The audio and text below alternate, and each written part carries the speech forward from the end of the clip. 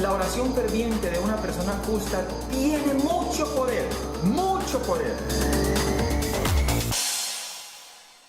Buenos días, familia. ¿Cuántos vinieron con un corazón para adorar al Señor en esta mañana? Levante sus manos y diga al Espíritu Santo: bienvenido a este lugar. Y si estás en comunidad online, nuestro campus online, dile: bienvenido a mi casa o el lugar donde estés. Hoy estoy de cumpleaños. No, pero espere, de cumpleaños en el Señor. Yo cumplo el 1 de diciembre, se les olvidó y les dije hace 8 días. Pero hoy, hace 22 años, vine por primera vez a esta iglesia. 22 años. 4 de julio de 1999. Imagínense. Y el pastor Andrés estaba predicando de la independencia de los Estados Unidos y dijo que ese día era la independencia del pecado para venir a vivir a una dependencia de Dios. Y aunque yo estaba por allá, por este ladito me había hecho, yo dije: Dios me pilló. Ese día entregué mi vida a Jesús y comencé un camino con Él. Y ahora estoy siguiendo la visión que Dios le dio a nuestros pastores Andrés y Katy.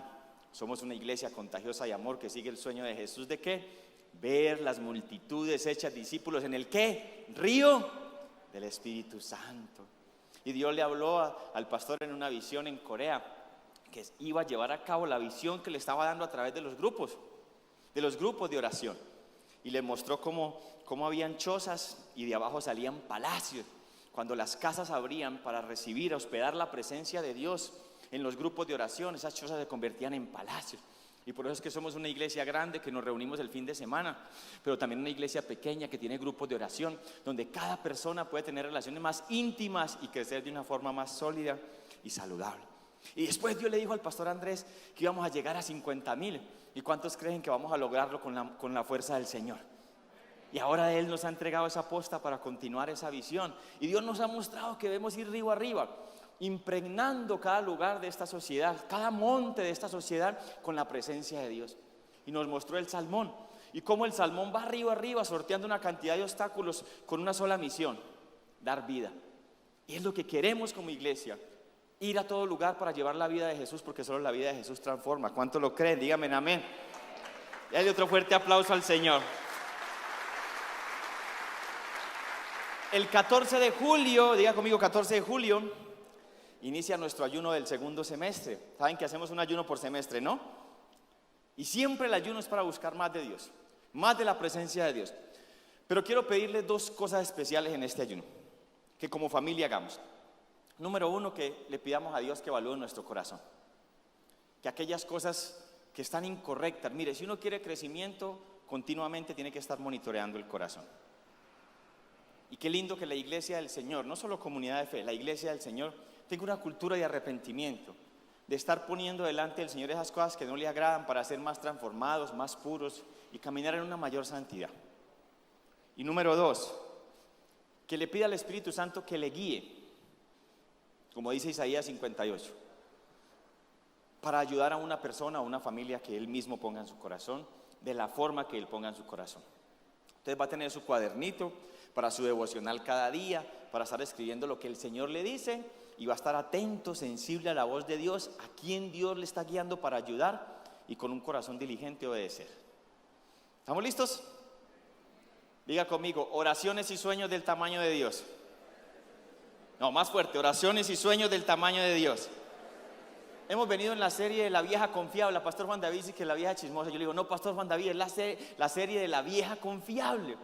Y es tratando de hace más de un mes llevarlos por un camino de crecer en una cultura de oración. Y una cultura de oración es una cultura de una búsqueda de la presencia, de tener encuentros con Dios. Y porque al estar en la presencia de Dios, el Señor ensancha nuestra mente, la expande para empezar a tener los sueños de Dios. Entonces hemos venido por un camino de crecer en una cultura de oración, pero hoy vamos a ir un nivel más arriba, de hacer oraciones del tamaño de Dios, de tener sueños del tamaño de Dios. Yo creo que Dios quiere eso. Yo creo que Dios quiere hacer cosas que van mucho más allá de lo que nosotros hemos imaginado y pensado, que van mucho más allá de nuestras capacidades, de nuestros recursos, de nuestra influencia, de nuestra habilidad, y que requiere una intervención divina. Yo creo que Dios quiere eso, porque Dios siempre quiere llevarse absolutamente toda la gloria. ¿Soñamos con un lugar propio o no? Y yo creo que Dios puede darnos este lugar. No tenemos la forma, los recursos, pero Dios los tiene. O creo que Dios puede darnos otro lugar, aún mejor. Con mi esposa he soñado hasta con un lugar, aún que tenga un campo, aunque podamos tener no solamente recibir los niños, sino recibir las mascotas. Imagínense, y que las familias después pudieran salir y tener un camping, qué sé yo. Imposible para mí, imposible para todos nosotros, pero para nuestro Dios, no. ¿Y por qué no tener sueños del tamaño de Dios? ¿Y por qué no hacer oraciones del tamaño de Dios? Dios siempre quiere retar nuestra fe. Y Dios siempre quiere hacer que nuestra fe crezca. Cuando el pueblo de Israel se cansó del milagro del maná, ¿no parece una incoherencia? Se cansó de un milagro. Maná por la mañana, maná al mediodía, maná por la tarde. Empezaron a quejarse delante de Dios y delante de Moisés. Queremos carne. Estamos cansados del maná. Danos carne. Moisés estaba tan agobiado con el pueblo, porque es que no era fácil llevar la carga de un pueblo de más de 2 millones de personas. Tan agobiado que yo creo que Moisés se deprimió porque le dice a Dios: no, ¿sabe qué, Señor? Quíteme la vida. Este pueblo, a pesar de que ha visto tantos milagros, cada que tiene un reto se queja. Y Dios le dice: tranquilo, Moisés, yo les voy a dar carne. Ahora piensen en esto, que más de 2 millones de personas le pidan a usted carne en un desierto. ¿De dónde? Y Dios le dice: y no solamente le va a dar carne para un día, le va a dar carne para un mes. ¡Qué locura! Es algo imposible, pero no para Dios. Antes del milagro, Dios le hizo una pregunta a Moisés. Todo lo que estoy relatando está en Números 11. ¿Qué pregunta le hizo? ¿Acaso el poder del Señor es limitado? Ahora verás si se cumple mi palabra o no, Moisés. Y después de eso dice que el Señor envió un viento que trajo codornices desde el mar y las dejó caer sobre el campamento. Yo creo que a algunos las codornices le abrieron la cabeza. Por más de 1 kilómetro codornices. Algunos estudiosos dicen que más o menos eran 105 millones de codornices. Diga conmigo, eso es mucho pollo. ¿Cuánto? 105 millones de codornices. Demasiado. Y todos recogieron muchas canastas, porque Dios les había dado para un mes. El día anterior era imposible creer. El día posterior al milagro era imposible no creer. ¿Qué pasaría si en esta mañana Dios nos hiciera esa pregunta a nosotros? ¿Acaso el poder de Dios es limitado? ¿Qué respondería la iglesia? ¿Qué responderíamos nosotros? ¿Cuál sería la respuesta? No, ¿cierto que sí? Es casi que una respuesta obligada. No, el poder de Dios no es limitado. El poder de Dios es ilimitado. Dios puede hacer cualquier cosa porque Dios es más grande que cualquier obstáculo, necesidad, sueño o reto que tengamos, ¿sí o no? Pero la forma en que oramos revelaría si esa respuesta es genuina o no. Porque muchas veces oramos creyendo que el problema, el sueño o el reto que tenemos es mayor que nuestro Dios. Y Dios conoce el corazón. Pero es precisamente a donde Dios nos quiere llevar esta mañana. A un nivel de fe mayor. Para hacer oraciones del tamaño de Dios, creer por cosas mayores y tener sueños del tamaño de Dios. En cierta forma, lo que el Señor estaba preguntando era: ¿cuán grande soy yo para ti?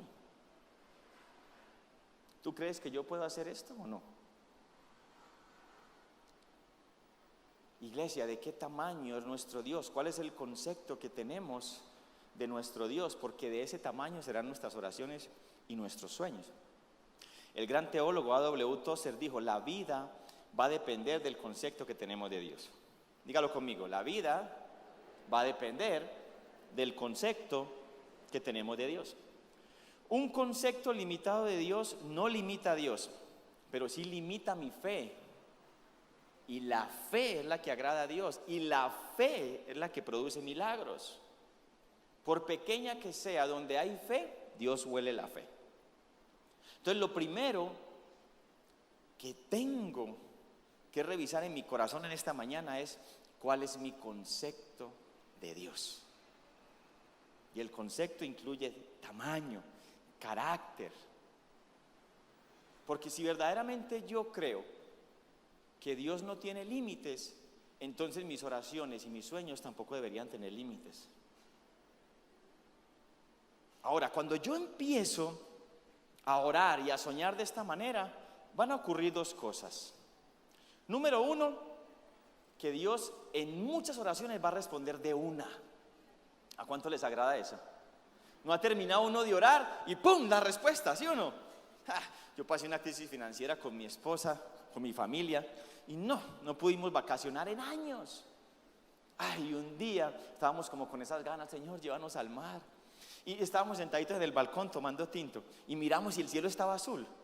Y ay, Señor, qué rico un fin de semana en el mar. Inmediatamente no habíamos terminado de orar y entró una llamada de un amigo. Y es que, Juancho, ¿qué vas a hacer el fin de semana? Y yo, pues no sé. Me dijo, pues no vas a hacer nada porque te vas para San Andrés. ¿Recuerdan cuando Pedro fue llevado preso? Y toda su gente empezó a orar por él en una casa. Y el Señor liberó a Pedro y Pedro llegó a la casa corriendo y tocó la puerta y todavía estaban orando. Y mandaron a una chica que abriera y cuando abrió vio a Pedro. No puede ser. Y cerró la puerta en toda la nariz a Pedro. No, yo creo que es Pedro. No puede ser que sea Pedro porque apenas estamos orando por él. Pero a veces Dios va a responder así. ¿Y a cuánto les gustan las respuestas así? Eso es como crispetas, uno echa maíz, aceite, y pa, ¿sí o no? Después mantequillita, o caramelo, o azúcar, lo que quiera. Pero otras veces hay cosas que requieren procesos. Y no solo cosas que requieren procesos, nosotros necesitamos ser procesados para lo que Dios quiere entregar en la vida y para que la bendición de Dios nos afirme más en Él y no nos maree. Y si no entendemos que hay cosas que requieren procesos, entonces nos vamos a frustrar, nos vamos a desilusionar, y cuando uno obra producto de la frustración o la desilusión, empieza a tomar atajos que están fuera de la voluntad de Dios. Y al principio uno cree que está yendo un paso adelante, pero realmente está yendo 1, 2 y 3 pasos hacia atrás. El único atajo que conozco en la vida, buen atajo, es el favor de Dios. ¿Cuántos quieren más del favor de Dios?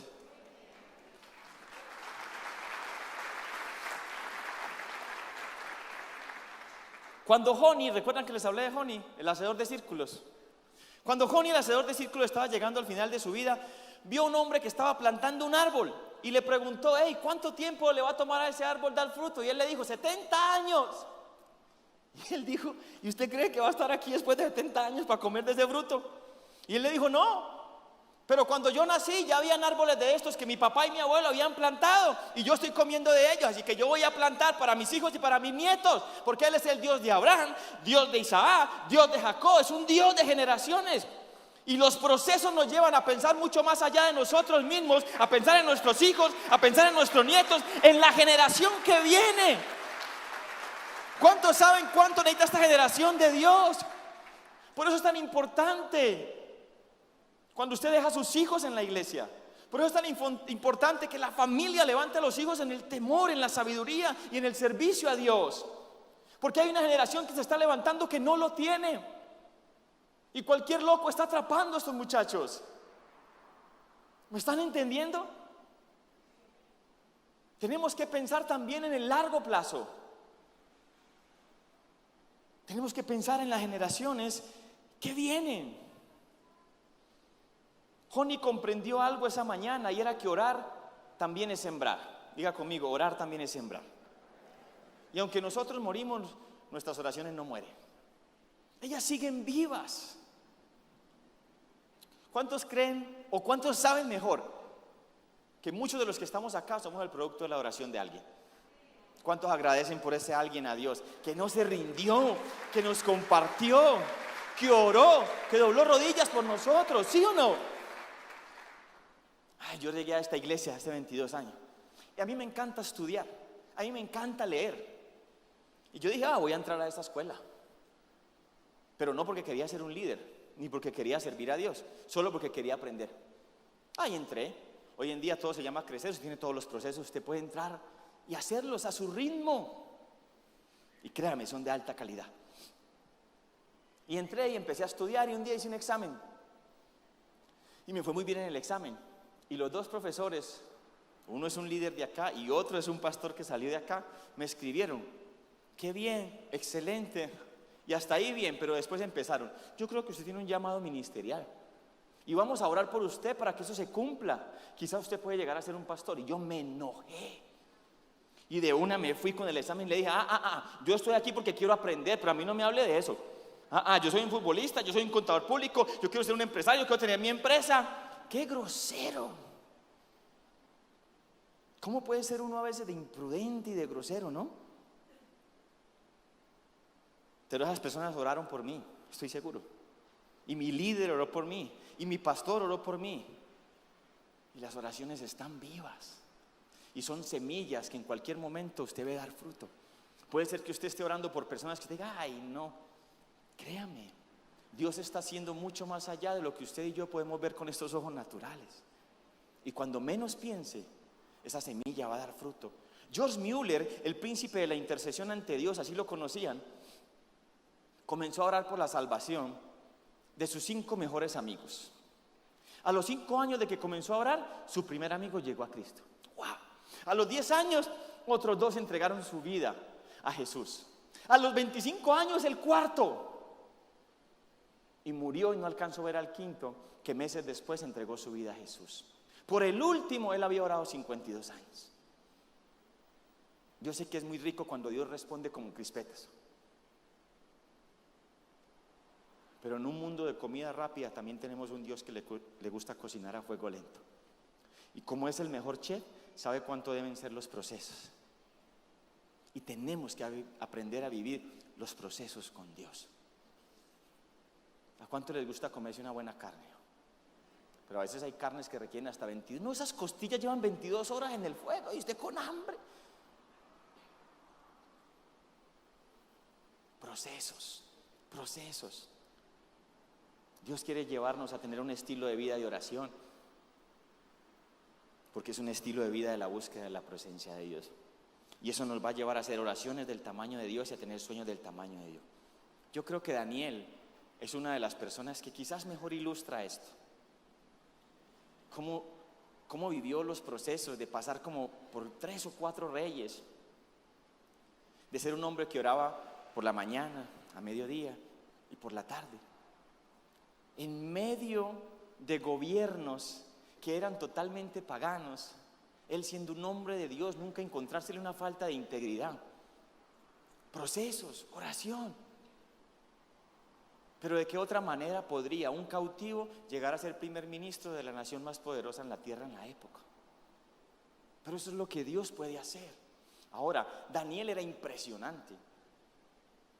El coeficiente intelectual de Daniel era una lumbrera. Pero no fue su coeficiente intelectual el que hizo poner reyes y reinos de rodillas delante del Señor. Fue su coeficiente de persistencia en la oración. Porque Daniel oraba independientemente de cuál era la situación, buena o mala. La oración era su estilo de vida. La oración no era su primer punto en la agenda. La oración era su agenda. La oración era su vida y su vida era orar. Y por eso fue su ascenso tan rápido en la política. Él sabía que cada vez más arriba, más profundo, para poder caminar en esa bendición que Dios le estaba dando. Una de las cosas que más me impacta de cómo Daniel oraba es porque abría las ventanas mirando hacia Jerusalén. Yo creo que eso le daba enfoque, y le daba enfoque en 2 cosas. La primera, para un judío, la presencia reside en Jerusalén, en su monte santo. Pero también creo, y después leyendo El Hacedor de Círculos me di cuenta, es que también estaba enfocado quizás en su mayor sueño de ver su patria restaurada, su ciudad restaurada, su nación restaurada. ¿Cuántas presiones podía tener Daniel? Recuerde, es un hombre en una posición de autoridad altísima, pero donde todo es mal, donde todo es pagano. Y yo creo que él llegaba a la casa y tenía que cambiar de enfoque, tenía que abrir las ventanas y mirar la presencia, y mirar a Dios, y mirar al sueño que Dios le había dado. porque era un profeta y Dios también ya le había mostrado que iba a restaurar. Es más, no solo le mostró eso, le mostró la primera y la segunda venida del Señor. Y muchas de esas cosas Daniel no las iba a ver con sus propios ojos, sin embargo no menguó en la oración. Porque la oración era un estilo de vida. Y no dependía si él lo iba a ver con sus ojos naturales, ya lo había visto con sus ojos de fe. Volvamos a la pregunta inicial. ¿Acaso el poder de Dios es limitado? Y me gustaría que la leyéramos en la NTV, Números 11:23. Entonces el Señor le dijo a Moisés: ¿acaso mi brazo, diga conmigo, mi brazo, ha perdido su poder? Ahora verás si se cumple mi palabra o no. Cuando Dios le hizo esta pregunta a Moisés, ¿cuántos milagros habían visto? Déjeme le enumero algunos poquitos. Acaban de ver el milagro de ¿qué? Del maná, ¿sí o no? Tenían una nube que los guardaba del calor todos los días. Se movían ellos, se movía la nube. Cuando llegaba la noche y las temperaturas bajaban, tenían una columna de fuego. Váyase un poquito más atrás. El Señor había abierto el Mar Rojo para que 2 millones de personas cruzaran como por tierra seca. Y cuando el ejército enemigo, el ejército egipcio, los quiso perseguir, el mar se los tragó. Váyase un poquito más atrás. Los 10 milagros, las 10 plagas en Egipto para sacarlos de la esclavitud. Cuando los magos vieron estos 10 milagros, ¿sabe qué dijeron? Eso es por el dedo de Dios, diga conmigo dedo. Y si el dedo es capaz de hacer eso, ¿cuánto más su brazo? ¿Cuántos creen que Dios nos quiere llevar en esta mañana a oraciones del tamaño de Él y sueños del tamaño de Él?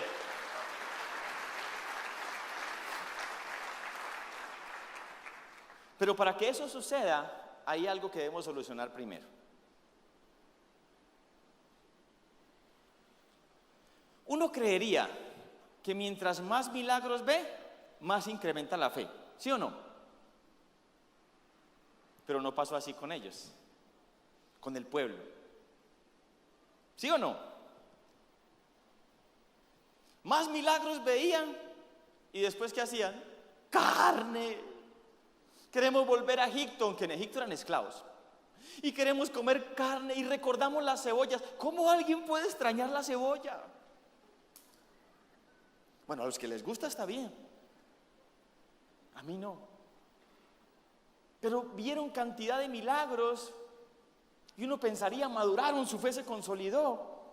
Ahora, siendo honestos, ¿eso nos ha pasado a nosotros algunas veces o no? Hemos visto la mano de Dios, hemos visto su bondad, hemos visto cómo nos ha salvado, dónde nos ha sacado, cómo nos ha guardado.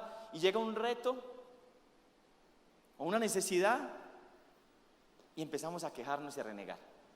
Siendo honestos, ¿alguna vez lo hemos hecho? Y yo le pregunté, Señor, ¿por qué pasa esto?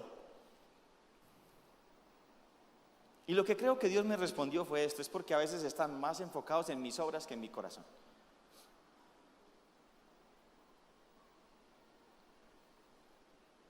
Y esa era la diferencia entre Moisés y el pueblo.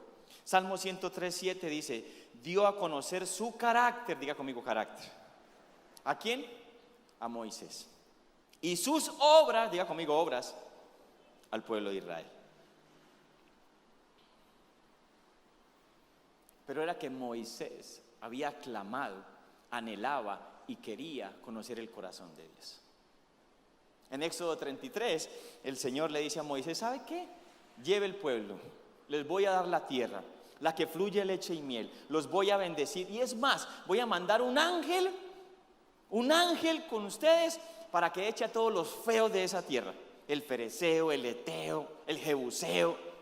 Y le dice: pero yo no voy. Yo creo que la mayoría del pueblo hubiera dicho: sí, la bendición de Dios. Pero Moisés dice: ¿de qué sirve la bendición de Dios sin el Dios que bendice? Si usted no va con nosotros, no nos lleve.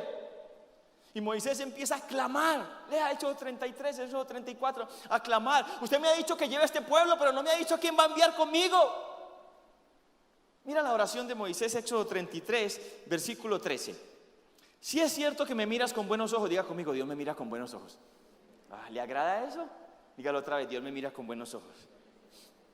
Si es cierto que me miras con buenos ojos, mira, permíteme conocer tus caminos para que pueda comprenderte más a fondo. ¿Qué estaba clamando Moisés? Muéstrame tu corazón. Déjame conocerte, papá. Déjame ver quién eres. Y usted sigue leyendo y Dios le mostró su gloria.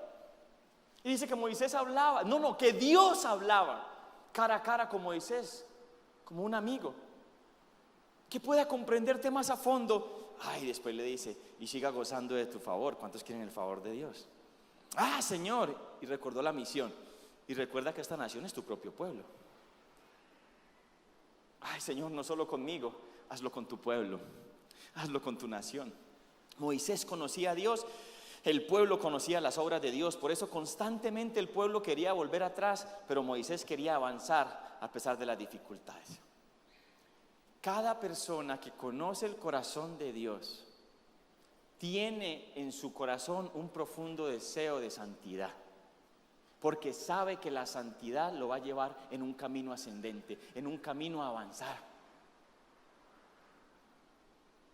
Cada que Dios quería hacer algo con el pueblo, ¿qué les decía? Recuerda, Josué, santifíquense porque el Señor hará maravillas con ustedes. Imagínense si pudiéramos vivir en un camino de santidad, de pureza. Y es posible, porque solo es posible por la gracia de Dios que está disponible para cada hijo e hija de Dios. Pero va a requerir un proceso donde Dios nos limpia, donde Dios nos limpia no solamente de nuestros pecados, nos limpia de las heridas, de los temores e inseguridades que produjeron esas heridas, de una imagen incorrecta de Dios que produce una imagen incorrecta de sí mismo y que no me permite ver quién soy delante de Dios. Y si no puedo ver quién soy delante de Dios, entonces no puedo saber a dónde Dios quiere llevarme, cuál es mi propósito, cuál es mi destino. Primero es esencia, iglesia. Primero es esencia. Cuando entiendo que soy un hijo de Dios, que soy el deleite del Padre, entonces puedo caminar en las obras que el Padre determinó para mí desde el principio, con un corazón de hijo. Pero si primero intento ir al destino, cumplir el propósito, sin sentirme hijo, el deleite del Padre, voy a hacerlo con un corazón de huérfano. Voy a dañarme y voy a dañar mucha gente. Pero es un proceso. Como cuando el escultor toma una piedra rústica y empieza a tallar. Y uno dice, ¿qué es eso? Es un pedazo de piedra. Pero talla y talla y talla y talla hasta que va quedando una imagen, ¿no? Y, sí. Así es nuestro Dios, el escultor por excelencia. Y somos como una piedra cuando llegamos a Él. No tenemos forma de nada. Y Él empieza a quitar. Y eso duele, ¿sí o no? Pero después empieza a pulir. ¿Y qué va quedando? La esencia. ¿Y cuál es la esencia del ser humano? ¿A quién pertenece la imagen? Dijo Jesús. La esencia del ser humano es hecho a imagen y semejanza de Dios. Tú y yo fuimos hechos a imagen y semejanza de Dios. Cuando sabemos quién es Dios, entendemos quiénes somos nosotros, y eso nos da confianza para hacer oraciones del tamaño de Dios, tener sueños del tamaño de Dios. Permíteme terminar con un relato que ilustra esto, o le pone el sello a todo lo que he enseñado en esta mañana, y está en 1 Samuel 17. El ejército de Israel está siendo atormentado por un gigante llamado Goliat. Ahora, el ejército del Dios viviente está siendo atormentado por un gigante, llamado Goliat. ¿No le parece una incoherencia? El ejército del Dios viviente, atormentado, atemorizado, 40 días y 40 noches por un gigante filisteo. Sale por la mañana, sale por la tarde, les grita y todo retrocede. Y un día a ese campamento llega un jovencito como de 15 o 17 años llamado David.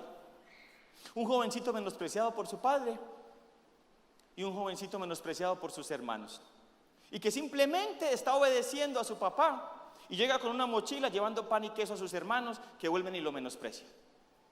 Pero de pronto escucha un susurro en el campamento: al que pelee y mate al gigante le van a dar una de las hijas del rey, una princesa, y lo van a exonerar de los impuestos. No tiene que pagarle nada a la DIAN, ni él ni su familia, toda su vida. Y David dice: ¿qué? Y le dicen: sí, la hija. No, lo de los impuestos. Pero no fue eso lo que lo motivó y lo inspiró. ¿Sabe qué lo motivó y lo inspiró? David dice: ¿y quién es ese filisteo que se atreve a desafiar al ejército del Dios viviente? Pero creo que David estaba más indignado y creo que no lo expresó. ¿Y por qué el ejército del Dios viviente se deja atemorizar de ese filisteo? Entonces se va por donde el rey Saúl y le dice: ¿sabe qué? Yo voy a ir a pelear contra ese filisteo. Y no solo voy a pelear, lo voy a acabar, lo voy a liquidar. Y Saúl lo mira y le dice: usted es un pelado, hombre. Y ese man es un hombre de guerra desde hace tiempo. Y él le dice: de la misma manera que mi Señor me ha librado del oso y del león, asimismo mi Señor, la fuerza del Señor, el poder de mi Señor, va a librarme de ese gigante. La confianza de David no estaba en él mismo. La confianza de David estaba en el gigante de gigantes, en el Dios del universo, en el Dios de toda la tierra, en el Dios todopoderoso. Entonces yo creo que Saúl pensó: pues, ¿qué más da? Si no hay nadie que se atreva, pues que vaya. Y le da su armadura como para quien dice: uy, no, al menos que le vean algo de presencia. Pero la armadura no le queda y David se la quita. ¿Por qué? Porque él sabe que es único, hecho para una misión única. Como usted, cada uno de ustedes es único, hecho para una misión única, hechos por un Dios único. Y eso no es un halago para usted, es un halago para Dios, que hace gente única.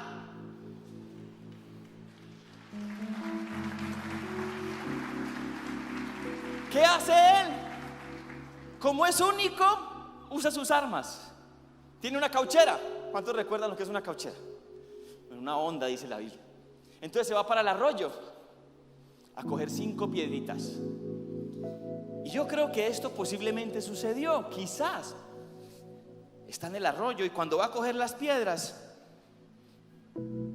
se refleja su rostro en el agua. Y yo creo, es posible, que era la primera vez que David veía su rostro. Y cuando ve su rostro se da cuenta: yo no soy lo que dice mi papá, ni soy lo que dicen mis hermanos. Yo soy lo que Dios dice. Yo soy hecho a imagen y semejanza del Rey de Reyes, del Señor de los Señores. Soy único con una misión única. Soy un derribador de gigantes. Soy la lámpara de Israel. Y yo creo que es lo que Dios te está diciendo a ti en esta mañana. Eres único con una misión única. Eres un derribador de gigantes y eres una lámpara para esta ciudad, para esta nación y a donde Dios te lleve. Y si tú lo crees, tienes que pararte y darle un fuerte aplauso al Señor. Y si es para el Señor, tiene que ser el mejor de los aplausos.